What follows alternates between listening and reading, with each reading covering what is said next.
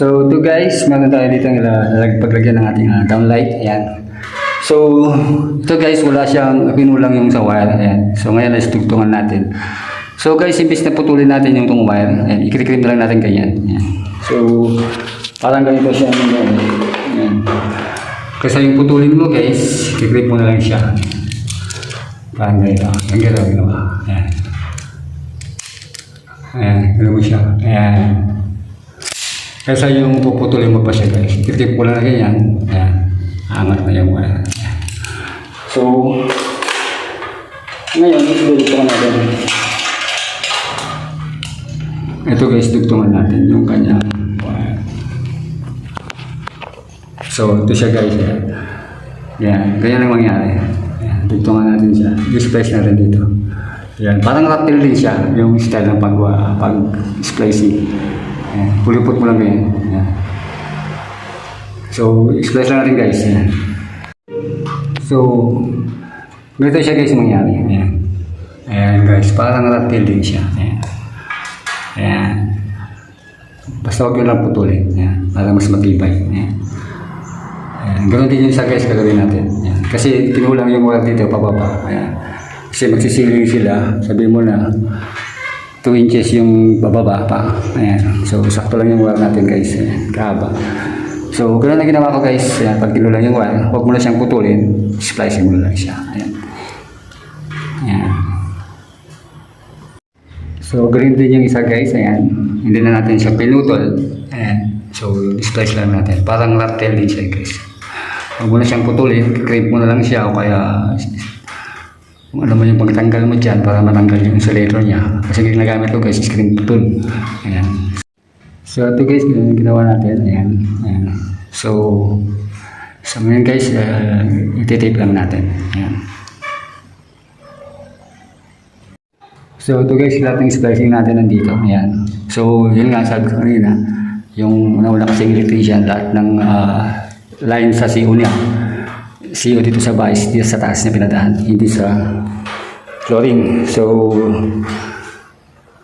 dito siya lahat ipinadaan. Kasi tayo lang naman guys, pangalawang electrician na gumawa dito. Ayan.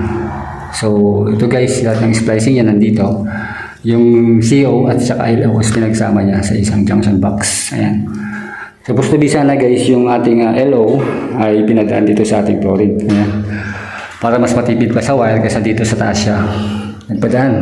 Kasi mas mahaba po yung wire na yung magagamit kung sakasali dito sa taas. Kaysa doon sa flooring mo pinadaan, mas may konti yung wire na magagamit. Ayan.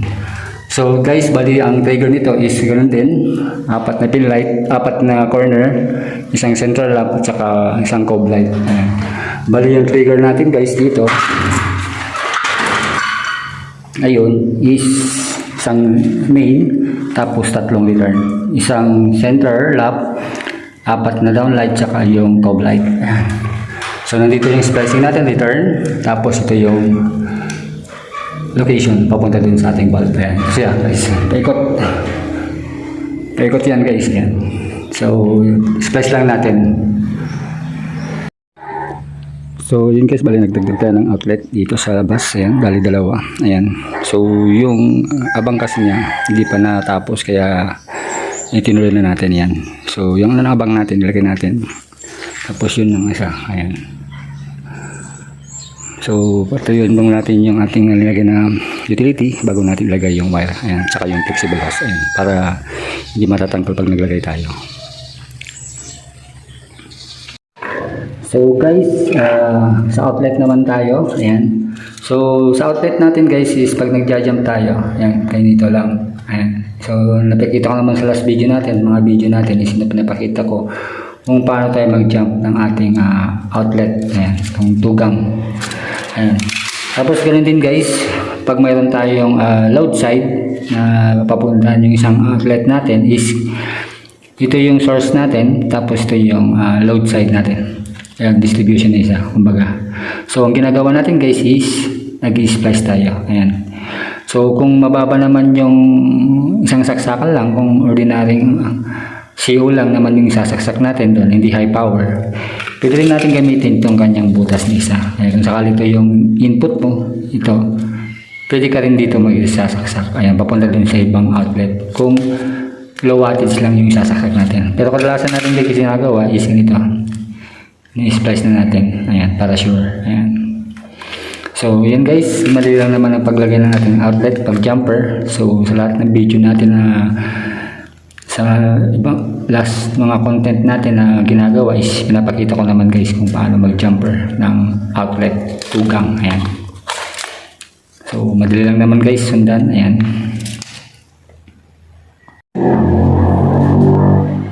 So, yan guys, nalagyan na natin. So, ito muna guys, saka natin siya i-finish, i-label pag finish na itong pag natitirahan at sa masila. So ganito muna guys siya, temporary.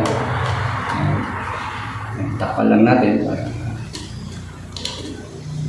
magmamasilya o kaya magpipintura is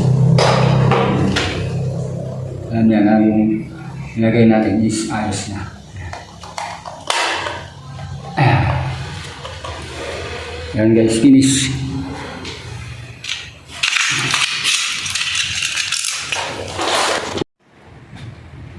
So yan na guys yung finish natin. Ayan, napalitadaan ko na rin. Nalagay ko na rin yung outlet natin guys. Hindi ko na pinakita guys kasi nandun naman sa tutorial natin kung paano paglagay ng outlet sa connection niya. Ayan, bali dalawa yan guys.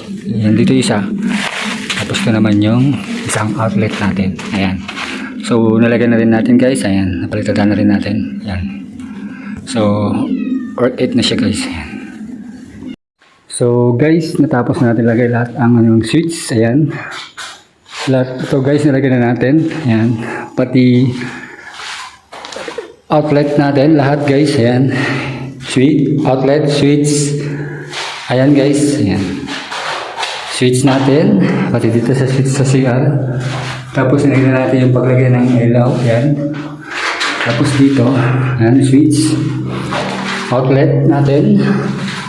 So lahat guys nakabang na. Tapos ready na nila silang maglagay ng ceiling. Ayan, gumamit sila ng PVC ceiling panel. Ayan.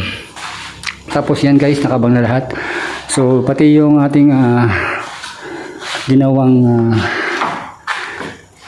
lilipat nating outlet, switch tsaka outlet. Ayan, natapos na rin natin. Lilipat natin dito sa kabila. Ayan. So nilagay ko na rin guys. Ayan lahat. Ayan. So ayan yung splicing natin. Tapos yun. Yan. So guys, prepare na lahat ng kanilang switch tsaka outlet. So sa next video na natin guys is maglalagay na tayo ng ilaw. Ayan. So ready na guys. Ayan. Pati dito. Ayan. Ayan. So ready na lahat. Ayan. So susunod natin vlog guys is yung maglalagay na tayo ng pin light. Ayan. So